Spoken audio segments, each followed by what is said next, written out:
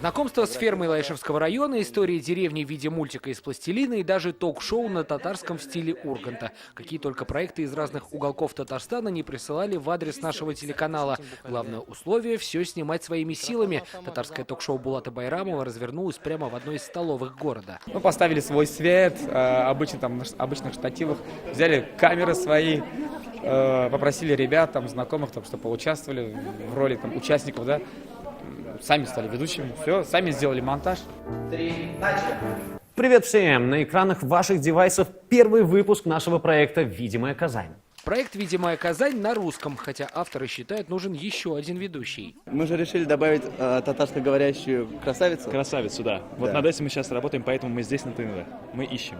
До начала конкурса ТНВ было сложно представить, что в нашей республике так много интернет-блогеров разных возрастов. Многие выпускают свой медиапродукт в просторы интернета уже сейчас. Сегодня все они в большой студии ТНВ.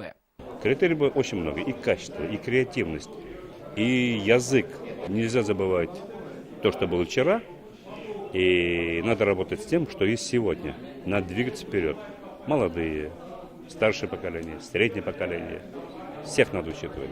В итоге решением компетентного жюри 1 миллион рублей достался Альберту Шакирову. Его проект называется «Юлше», в переводе «Путник». Он будет рассказывать телезрителям о значимых для татарского народа местах по всей России. Но перед выходом на экран программа будет немного доработана. Упаковка самой передачи должна быть на уровне, должна быть инфографика. В любом случае сейчас мы прорабатываем уже стилистику передач, то есть завершаем вот эту именно графическую упаковку.